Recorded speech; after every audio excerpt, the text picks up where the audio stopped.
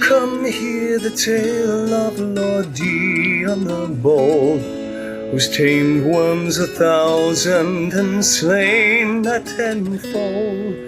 100 full legions the young Dragoon led, and watched as 1,000,000 foes turned tail and fled. His lance levels mountains, it sunders the deep.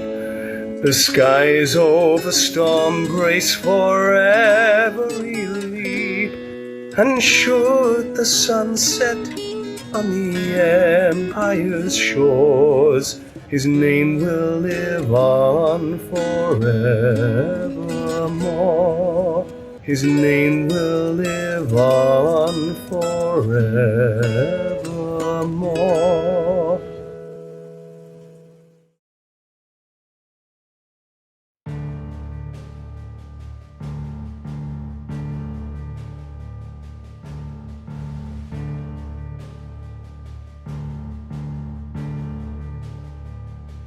For generations, nations have waged war over the power of the Mother Crystals. Valisthea, in turn, has become a land haunted by corruption, thriving on borrowed magic and ruled by crumbling empires. At the forefront of the conflict stand the Dominants, living gods of war who serve as both protector and prisoner to the nations that wield them, each capable of reducing entire realms to ash.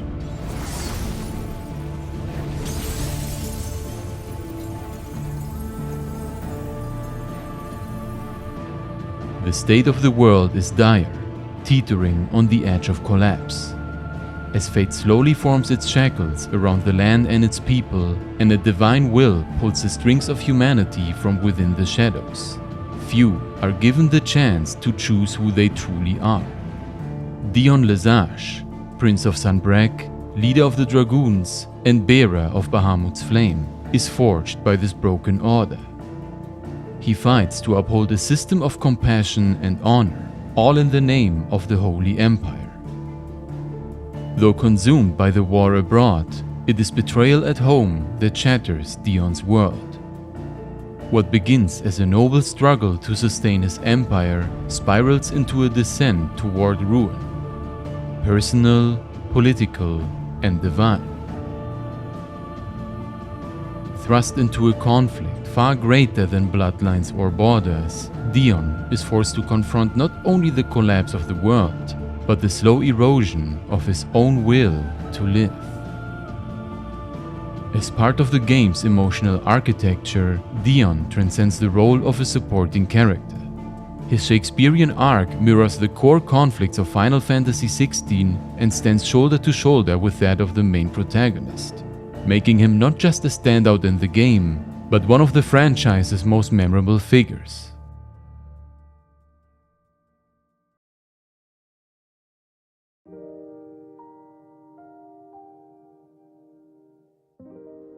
In this flower, I see you, Your Highness. Its roots were the roots of a wyvern tail, with all that implies. But they do not define it, just as yours do not define you.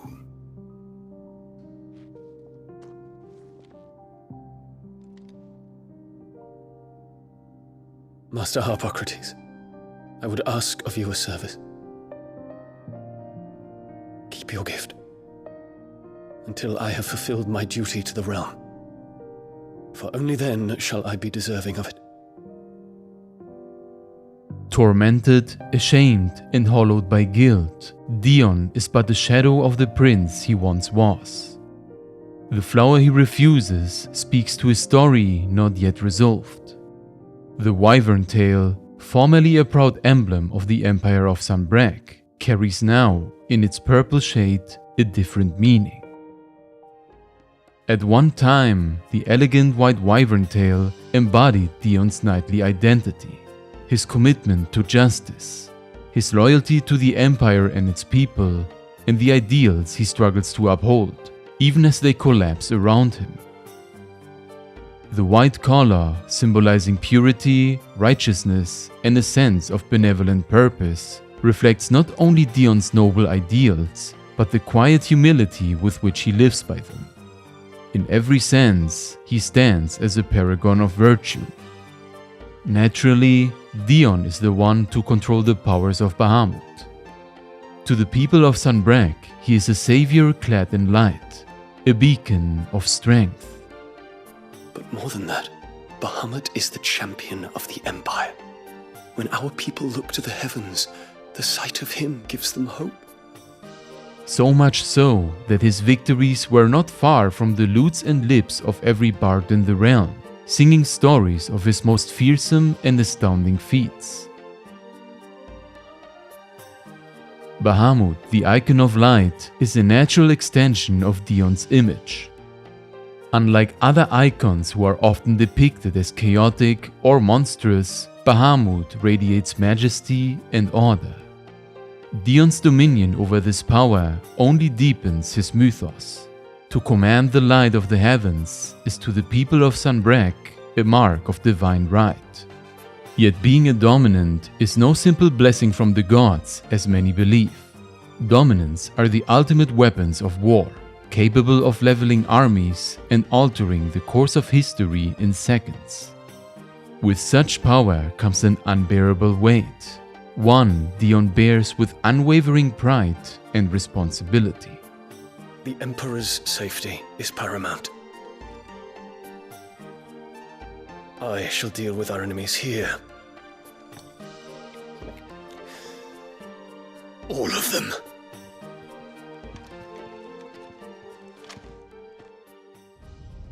Seated atop the gilded throne in the holy capital Oriflamme is Emperor Sylvester, a ruler as calculating as he is revered. Worshipped as the living incarnation of their one true goddess, the great Griga, he governs not with warmth, but with vision.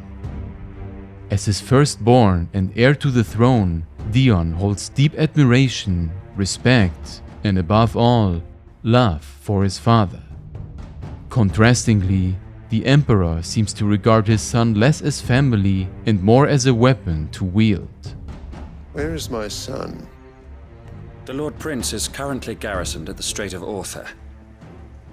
If it please you, I can send word requesting his immediate return to the holy capital. That won't be necessary. Tell him instead to see to his wounds. Bahamut's strength will be needed again soon. The themes of honor, love, and duty holds through every step of Dion's character arc. For someone whose identity was forged in the fires of loyalty and self-sacrifice, the safety of the people and the will of his father were for the longest time one and the same. But once these ideals start to oppose each other, his sense of identity begins to crack. Dion's fire could rid us of them in mere moments. This confrontation with his father is the spark that ignites Dion's tragedy. Sylvester orders an attack on the Dalmex during the peace negotiations, justifying it as the will of the gods. Yet neither Dion nor the advisors believe this to be anything more than the Emperor's own expansionist and tyrannical ambition. And what of your subjects, your Radiance? If the fighting spread to the city proper, the people would bear the brunt of it. There will be losses, it is true. Yet for every citizen who falls, another can be bred. For every home that burns, another can be built. Dion finds himself divided, torn between love for his father and duty to the people of Sanbreque. To remain loyal to Sylvester is to become complicit in atrocity. To reject him is to sever the most sacred bond he's ever known. He reveres the man his father once was, a compassionate and just ruler, but his instincts tell him the truth. For better or worse, his Radiance speaks his own mind. There is no magical corruption to blame, no convenient illusion to retreat into. This is who Sylvester is now. Because Dion lives by conviction, he cannot shield himself from that realization. and it breaks something in him. As his mind claws for another path, one that might preserve life, not just legacy, Dion's hand is ultimately forced when he learns that his father has surrendered the throne to his younger half-brother Olivier. This betrayal by his father cuts deeper than any lance ever could. It is only then Dion comes to realize who in no small part is responsible for Sylvester's moral decay and his own humiliation in the throne room. Annabella Rosfield, a master of courtly intrigue and mother not to Dion but the new Emperor Olivier. Cold, calculating and deeply ambitious, her true principles are rooted in bloodline and legacy rather than in virtue or self-sacrifice. And Dion, born of a courtesan, would never be valued for his true worth as an individual, only for what he, as the dominant of Bahamut, can be forced to do in service of Olivier. You have been feeding them your lies! Should you remain loyal to Emperor Olivier, his radiance may yet crown your head with laurel, and not with tar. Fork-tongued witch!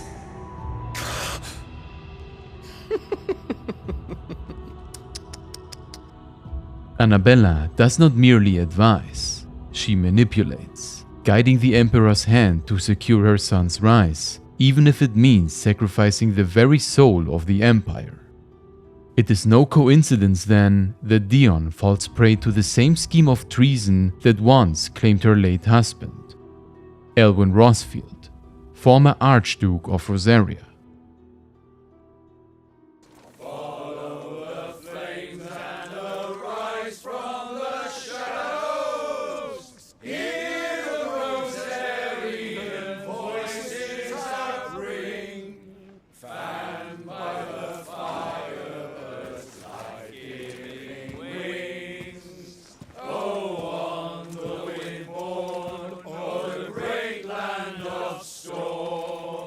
Louder, my friends! Louder! Elwyn was a ruler without equal, humble, just, and deeply beloved by both citizens and soldiers alike.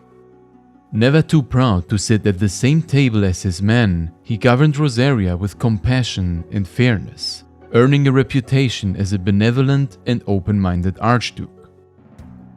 Nowhere was this more evident than in his progressive stance toward bearers, granting them rights and dignity long denied in other realms.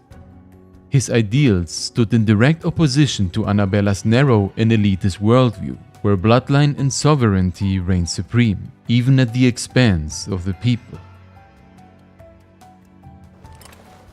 On you get, Joshua.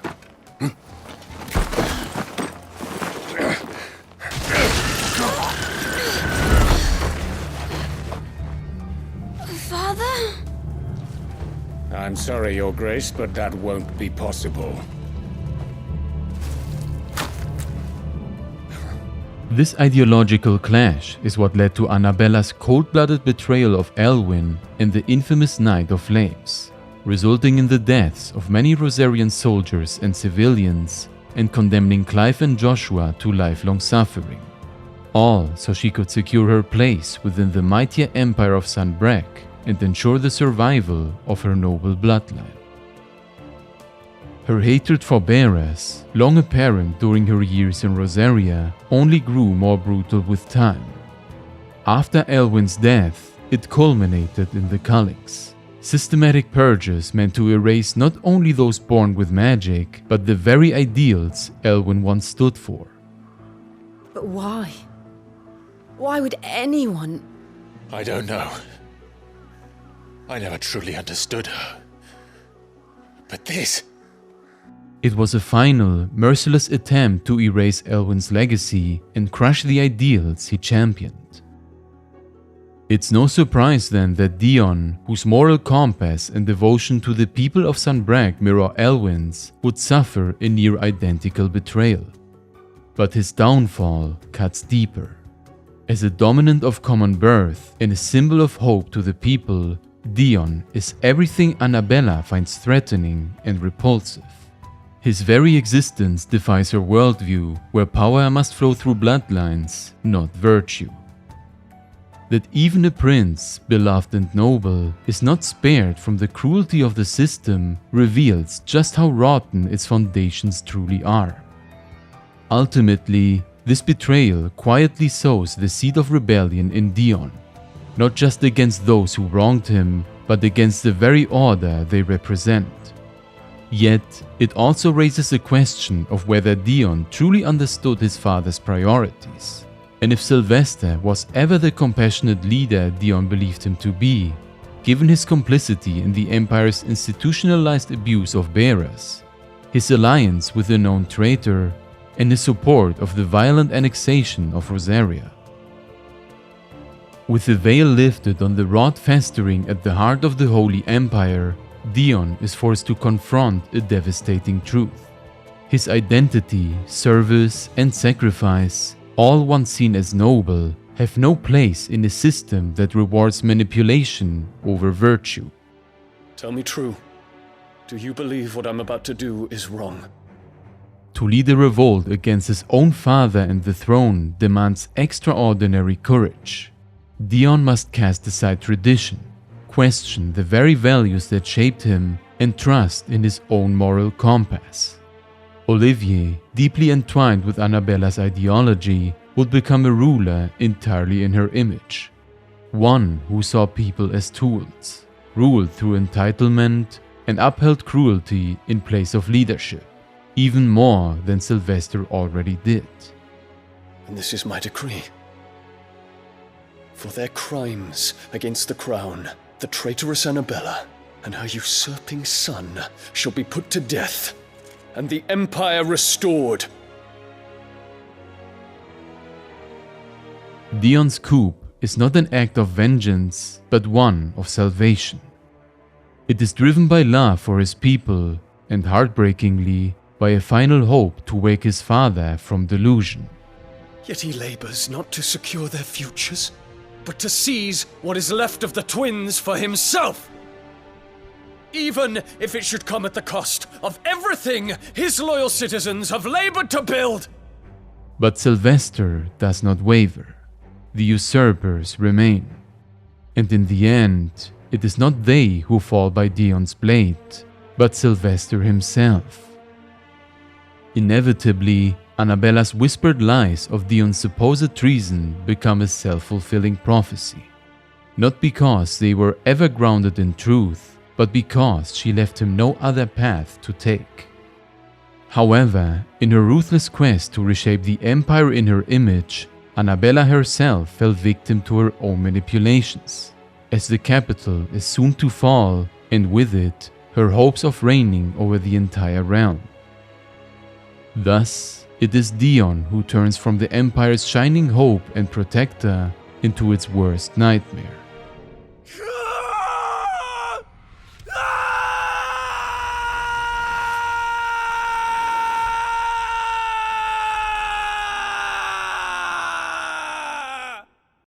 This is Dion's breaking point.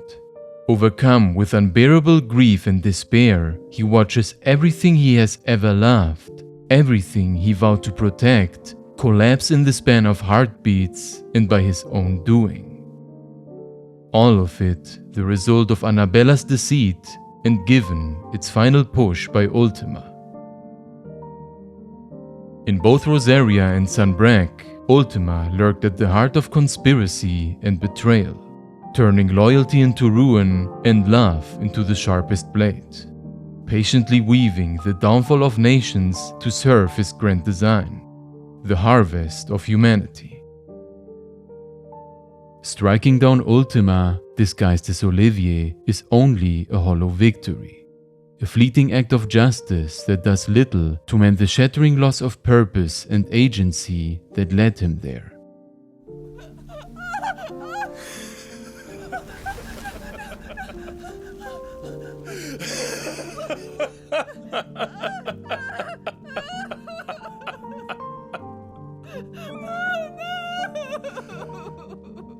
Even Even though Dion survives his final confrontation with Clive and Joshua, something within him does not. It is done. The demon that would tear our house apart is no more. Father.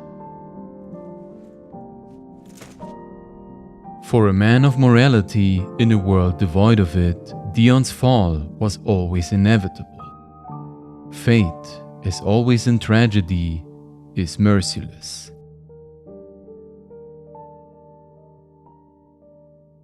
The battle cries of dread worm die, in ruin lies less, as shrinks the glim, so spirits dim, unanswered go oppressed.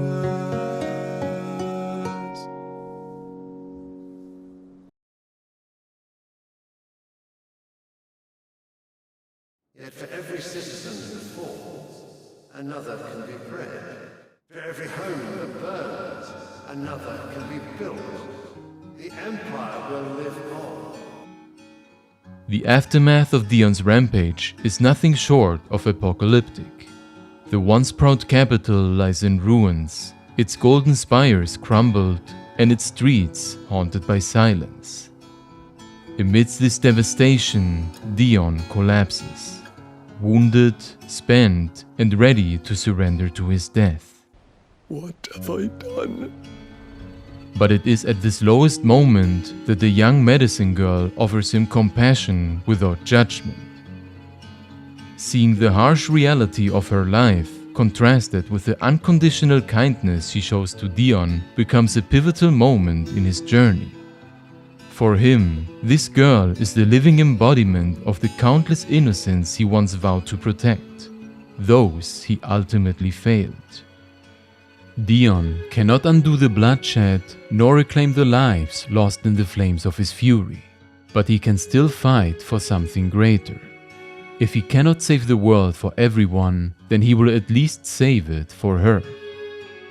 Whatever the cost, Dion chooses to rise, not as a prince nor as a warrior, but as a man determined to make amends. Well, Phoenix, it would seem that I owe you my wings.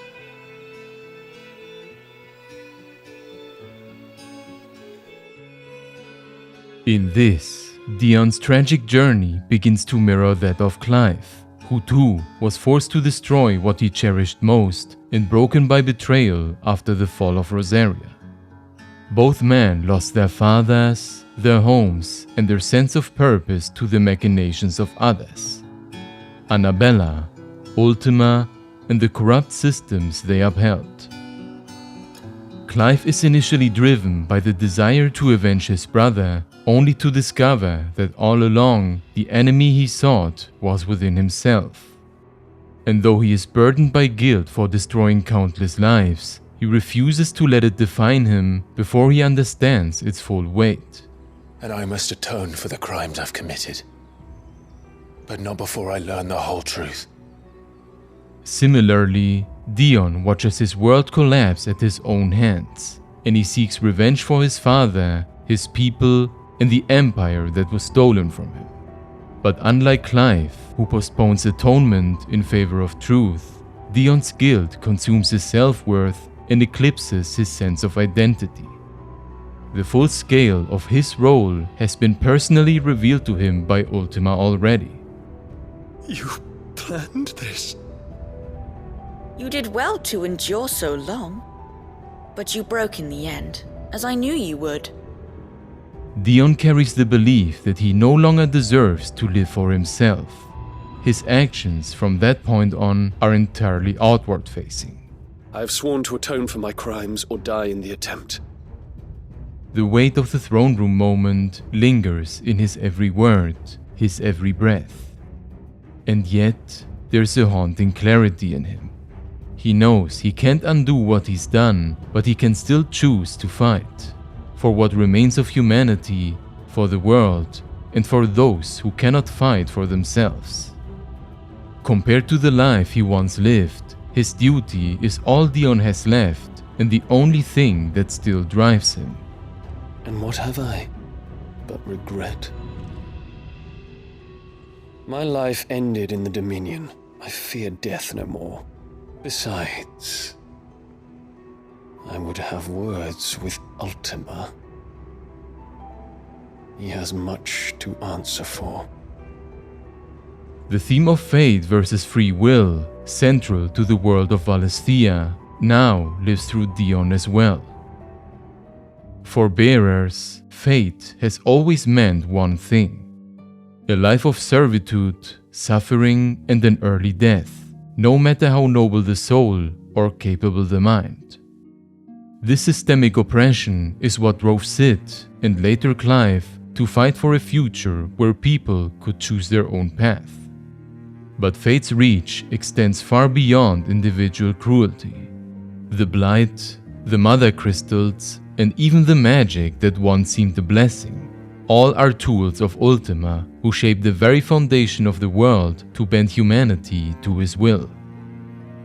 Through lies and manipulation, he made mortals believe the crystals were divine, all while steering them toward their own destruction. Dion, who once stood at the pinnacle of this broken system, now sees it for what it is. Having suffered discrimination even as a crown prince, he joins the struggle, not only to dismantle the institutions that failed him, but to fight for the survival and freedom of all humanity.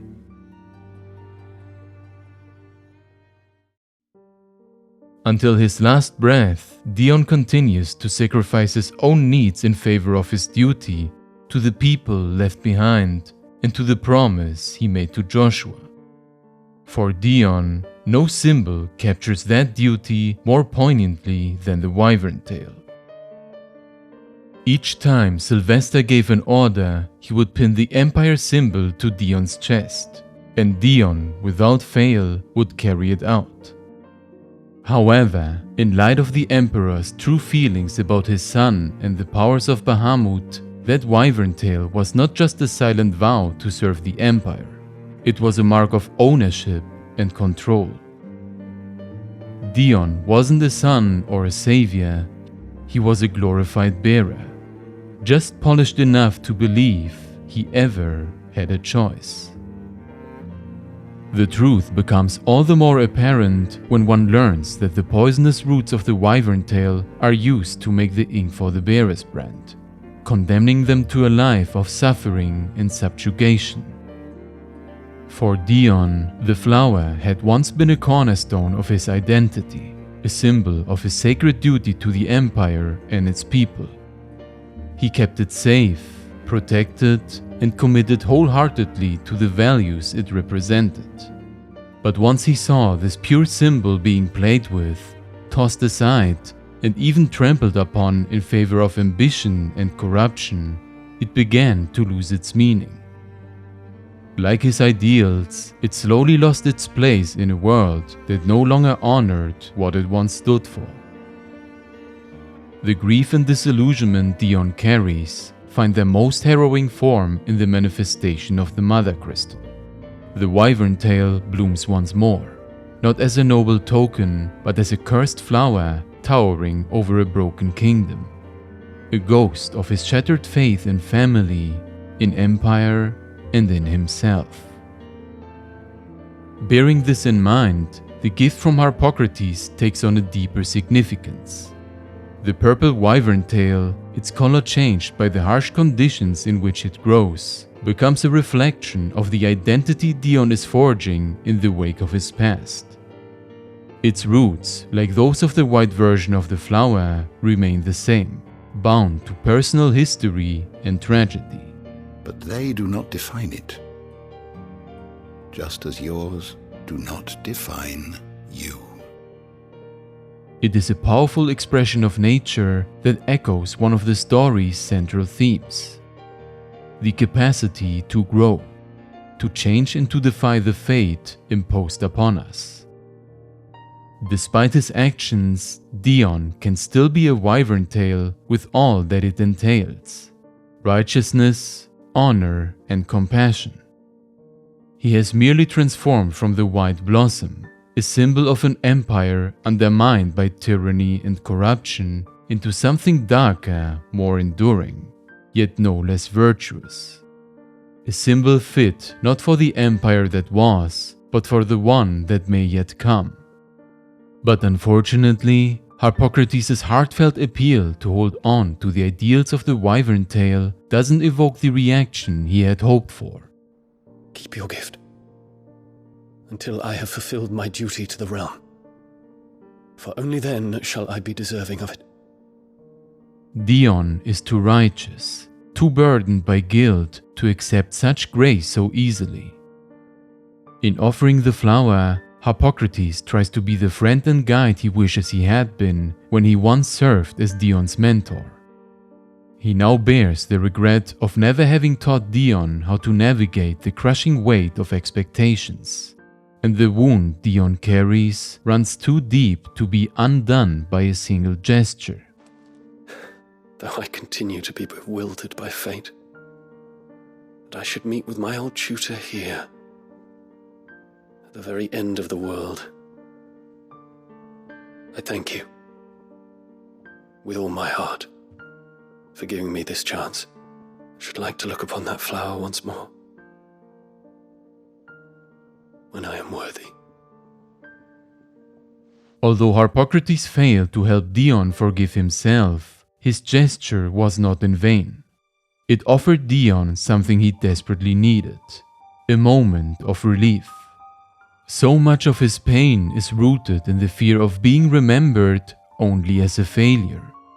He wanted nothing more than to save his father, protect his people, and make them proud. And in this small act of kindness, he finds a flicker of the forgiveness he's been too afraid to seek in himself. It doesn't heal him, but it gives him strength.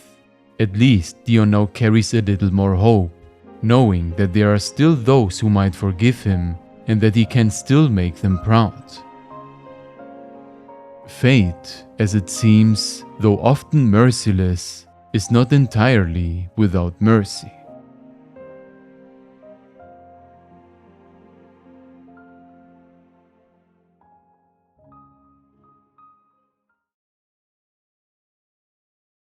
Hope adrift on foam-flecked peaks, despair looms below. Yet in the dark, a flame is sparked that warms us in its glow.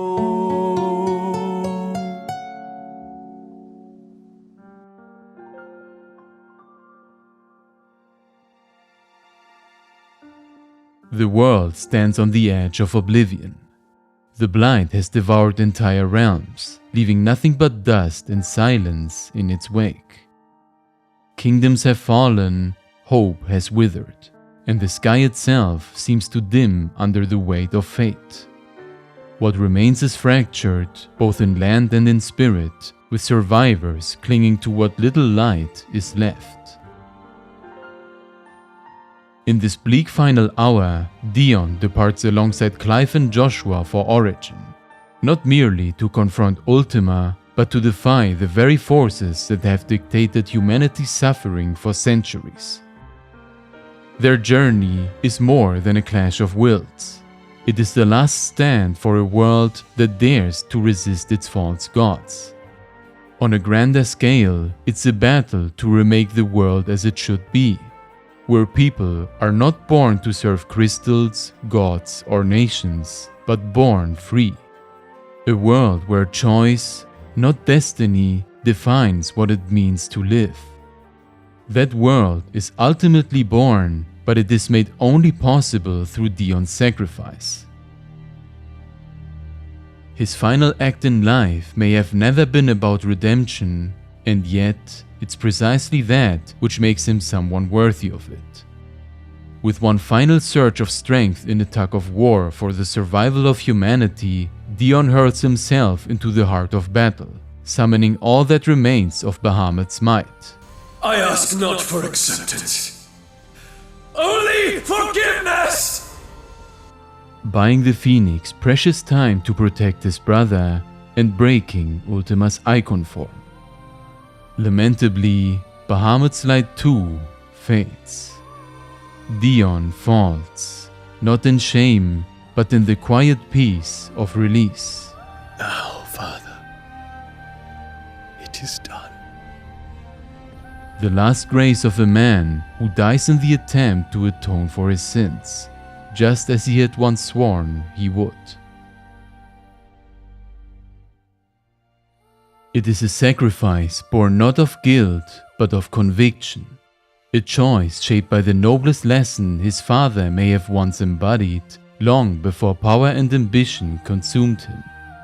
For a fleeting moment, that lesson still lived in Sylvester too, seen in the instant he shielded his son Olivier with his own body. That flash of courage and fatherly protection, buried beneath years of cruelty, may be the reason Dion always loved him. And now, with his final breath, Dion honors the man his father could have been, becoming at last the man he was always meant to be.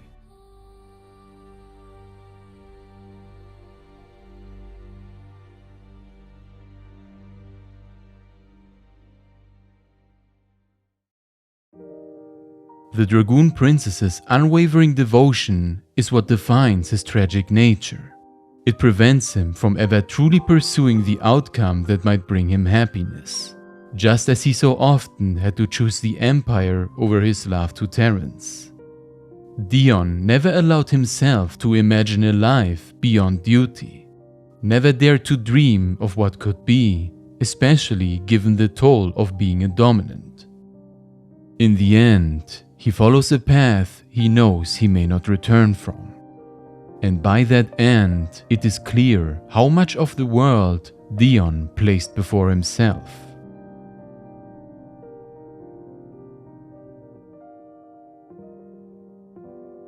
Though humanity may never know the truth, remembering their tale as little more than a fantasy of gods and magic, it carries an echo of sacrifice, of hope, and of the people who gave everything for a future they'd never see. And for Dion, who once lost his name, his kingdom, and his self, this was his final gift: to make space for others to find their own. His part in unmaking the very world that made him helped shaping the identity of a new free world. And just like the purple wyvern tail, born in cruel soil, something beautiful begins to bloom in its place.